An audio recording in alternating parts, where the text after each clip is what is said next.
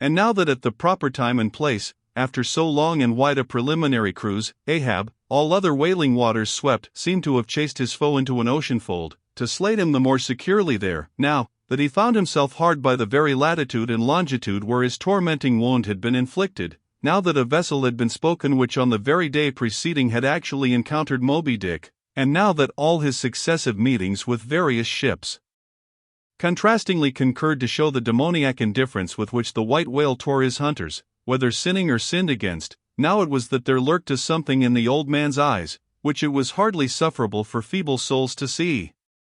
As the unsetting polar star, which through the livelong, Arctic, 6 months' night sustains its piercing, steady, central gaze, so Ahab's purpose now fixedly gleamed down upon the constant midnight of the gloomy crew. It domineered above them so, that all their bodings, doubts, misgivings, fears, were fain to hide beneath their souls, and not sprout forth a single spear or leaf. In this foreshadowing interval too, all humor, forced or natural, vanished. Stubb no more strove to raise a smile, Starbuck no more strove to check one. Alike, joy and sorrow, hope and fear, seemed ground to finest dust, and powdered, for the time, in the clamped mortar of Ahab's iron soul. Like machines, they dumbly moved about the deck, ever conscious that the old man's despot eye was on them. But did you deeply scan him in his more secret confidential hours, when he thought no glance but one was on him, then you would have seen that even as Ahab's eyes so awed the crew's, the inscrutable Parsi's glance awed his, or somehow, at least, in some wild way, at times affected it. Such an added, gliding strangeness began to invest the thin Fedallah now, such ceaseless shudderings shook him, that the men looked dubious at him, half uncertain, as it seemed, whether indeed he were a mortal substance, or else a tremulous shadow cast upon the deck by some unseen being's body. And that shadow was always hovering there. For not by night, even, had Fedallah ever certainly been known to slumber, or go below. He would stand still for hours, but never sat or leaned, his wan but wondrous eyes did plainly say, "We two watchmen never rest."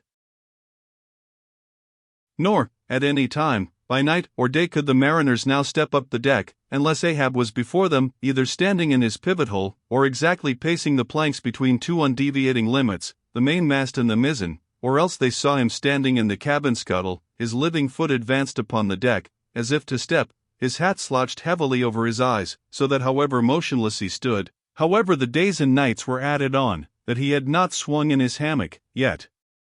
Hidden beneath that slouching hat, they could never tell unerringly whether, for all this, his eyes were really closed at times, or whether he was still intently scanning them, no matter, though he stood so in the scuttle for a whole hour on the stretch, and the unheated night damp gathered in beads of dew upon that stone-carved coat and hat. The clothes that the night had wet, the next day's sunshine dried upon him, and so, day after day, and night after night, he went no more beneath the planks, whatever he wanted from the cabin that thing he sent for. He ate in the same open air, that is, his two only meals, breakfast and dinner. Supper he never touched, nor reaped his beard, which darkly grew all gnarled, as unearthed roots of trees blown over, which still grow idly on at naked base, though perished in the upper verdure. But though his whole life was now become one watch on deck, and though the Parsi's mystic watch was without intermission as his own, yet these two never seemed to speak one man to the other, unless at long intervals some passing unmomentous matter made it necessary.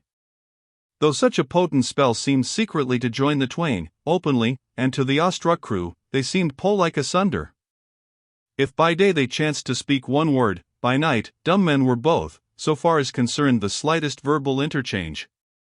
At times, for longest hours, without a single hail, they stood far parted in the starlight, Ahab in his scuttle, the Parsi by the mainmast, but still fixedly gazing upon each other, as if in the Parsi Ahab saw his forthrown shadow, in Ahab the Parsi his abandoned substance.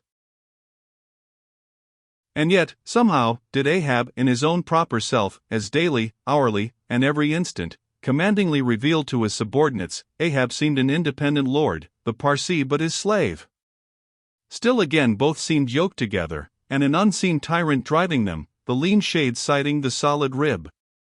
For be this Parsi what he may, all rib and keel was solid Ahab. At the first faintest glimmering of the dawn, his iron voice was heard from aft, "Man the mastheads."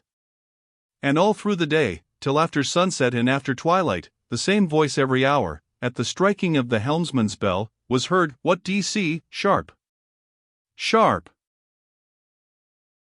But when 3 or 4 days had slided by, after meeting the children seeking Rachel, and no spout had yet been seen, the monomaniac old man seemed distrustful of his crew's fidelity, at least, of nearly all except the pagan harpooneers. He seemed to doubt, even, whether Stubb and Flask might not willingly overlook the sight he sought.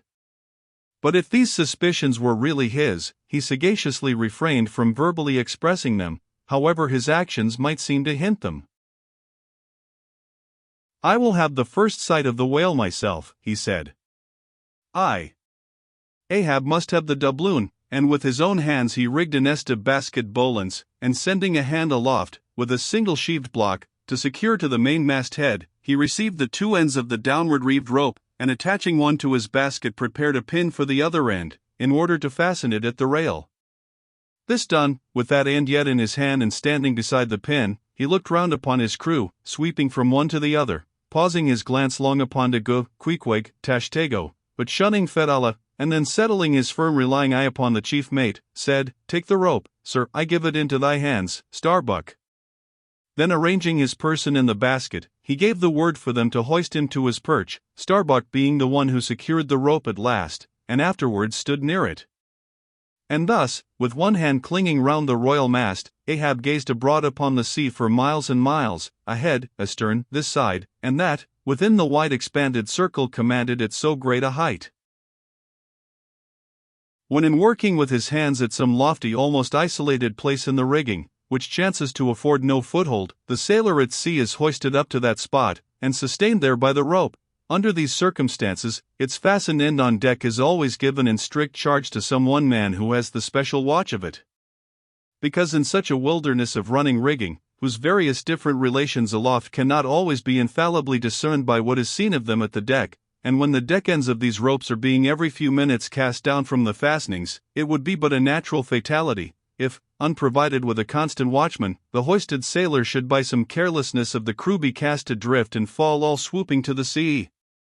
So Ahab's proceedings in this matter were not unusual. The only strange thing about them seemed to be, that Starbuck, almost the one only man who had ever ventured to oppose him with anything in the slightest degree approaching to decision, one of those two, whose faithfulness on the lookout he had seemed to doubt somewhat, it was strange, that this was the very man he should select for his watchman, freely giving his whole life into such an otherwise distrusted person's hands.